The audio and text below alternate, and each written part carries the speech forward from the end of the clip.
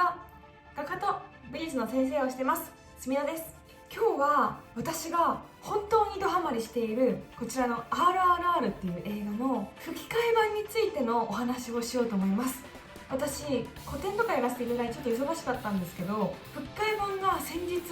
Amazon プライムとかで購入が可能になったんですよ。吹き替え版が全国公開するのは7月の28日からっていうことでまだ先なんですけど、ストリーミングの方ではもう購入して視聴することができるんですね。2500円で購入ができますので、もし気になっている方がいらっしゃいましたら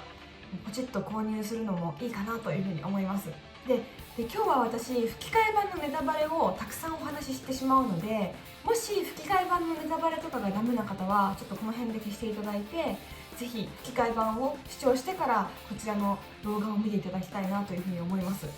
今からネタバレありですよ。今回私が吹き替え版を見て何よりも強く思ったことは、私はビームが可愛いところが好きだったんだなっていうのをすごく感じてしまって、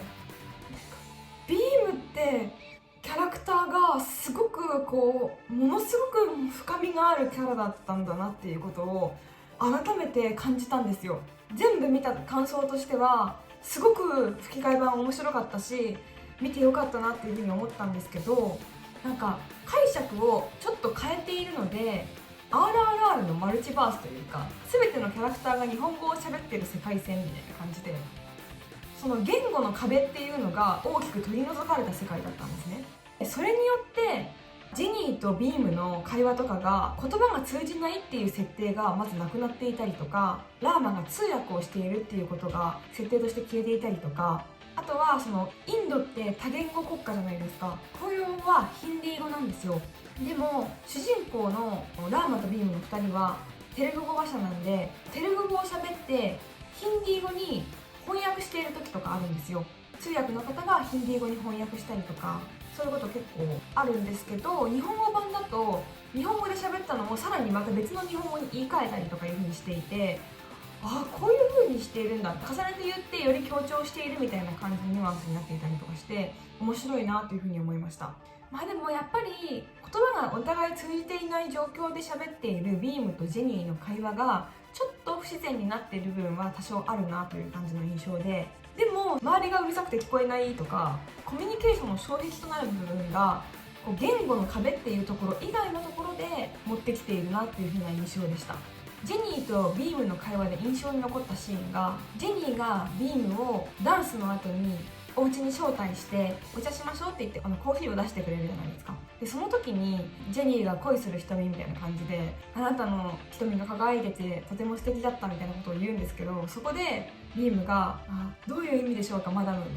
な、なんかちょっと意味が分かんないですね。そんなこと言われたらちょっと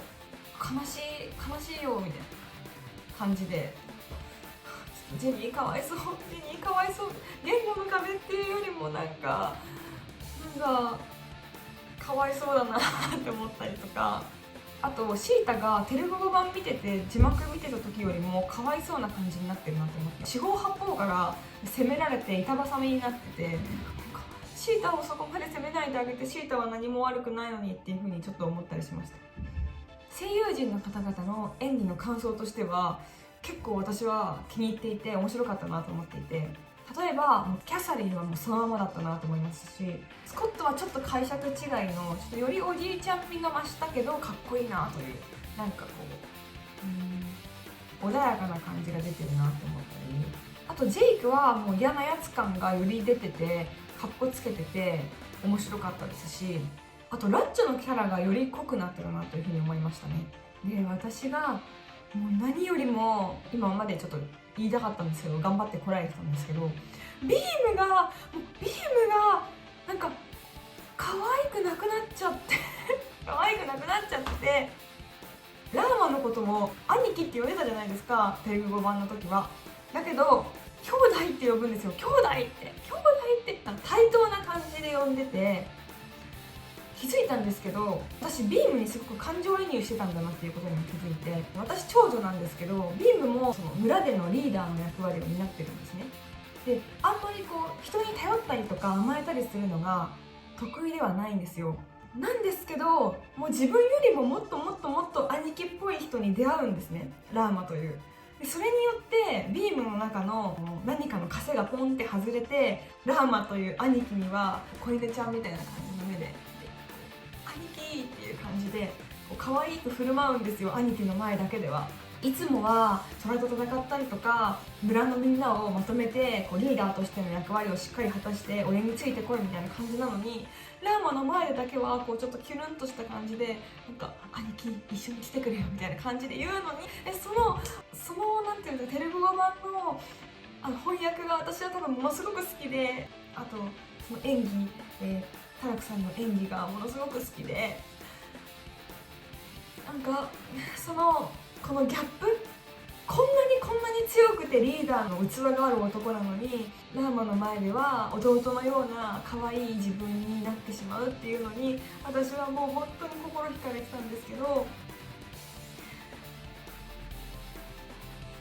日本語版だとそれがねちょっと対等なんですよ。ラーマとビームが同じような強い男たちが出会ったみたいな感じで解釈されていて、ちょっといや、私は弟の可愛いビームが見たかったんですよね。それに惹かれてたんだなっていうことがすごく分かりました。私あんまり考えたことなかったんですけど、語尾のニュアンスとか声でキャラクターってここまで変わるんだなっていうふうに思って、とにかくビームがビームじゃないんですよ、私の中では。っていう野生児で村のリーダーやってて、虎と互角に戦ってめちゃめちゃ力持ちで、もうなんか鉄格子とかもバーンって取っちゃうみたいな男が同じぐらい強いラーマの前で「兄貴」とかいう感じが、もうそれがたまんなかったんだなっていうふうに思って、日本語版は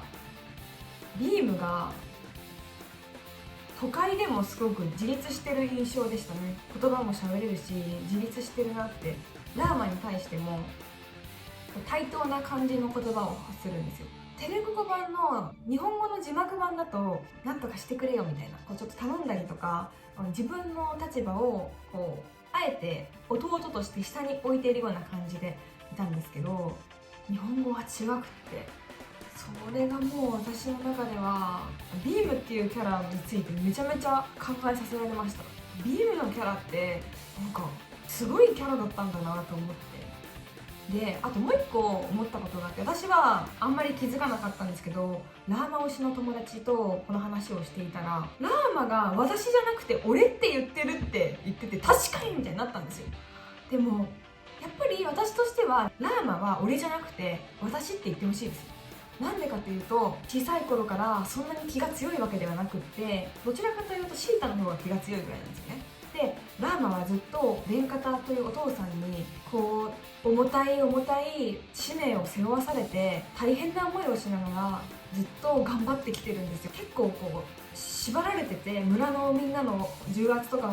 にも耐えながら勉強もすごくしたと思うし、英語も喋れるようになったりとかして、エリート街道まっしぐら、警察としてもすごくエリートで頑張っているし、でそんなラーマが俺っていうのは私としてはちょっと解釈が違うかなと思っていて、なんでかというと俺っていうのが結構自由なんですよね。自由な人しか俺って言えないっていう私のイメージがあって、私っていう人は周りの目線を気にしながら喋る人が多いかなと思いますし、偉い人の前で喋ったりとかで、それに対して俺っていう人って何かのしがらみとかから割と自由めな人が俺っていうなっていう印象が日本語ではあるので、俺じゃなくて私って言ってほしいってちょっと思っちゃいました。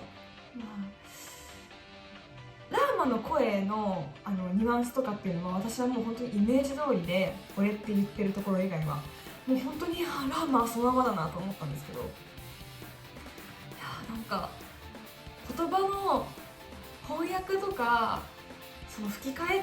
てすごく面白いなと思いましたね。こんなにも変わるんだなと。私が多分ここまで RRR を好きになってるからこそこんな感想が出てくるんであって、おそらく他の映画を見て吹き替えを見てもそんなに違和感を感じたりとかしたことはなかったんですけど、私はキャラクターが好きで RRR が好きなわけではなくて、もう RRR という映画そのものが好きなので、自分がビーム推しだっていうことはあまり意識せずに来たんですけど、でも吹き替え版を見てみてビームのギャップに心が本当に動かされてたんだなってことに気づくことができました。私はこんな感想だったんですけど、皆様はどんな風に思われましたでしょうか。ぜひ私に感想を聞かせていただきたいです。でも吹き替え版を見て本当に面白かったし良かったし、 RRR がなんか2度楽しめたみたいな気持ちになったのは事実なので、吹き替え版を作っていただいて本当に嬉しかったし、ありがとうございますという気持ちは強くお伝えしておきたいというふうに思いますので、よろしくお願いします。まだまだ RRR の波は熱いですよね。インド映画の波もね、これからどんどん日本に入ってくる感じがしていて、私はめちゃめちゃ嬉しいし、7月を超楽しみにしてます。またその辺のことも皆様とお話できたら嬉しいなというふうに思ってますので、よろしくお願いします。画家と美術の先生をしています、すみのでした。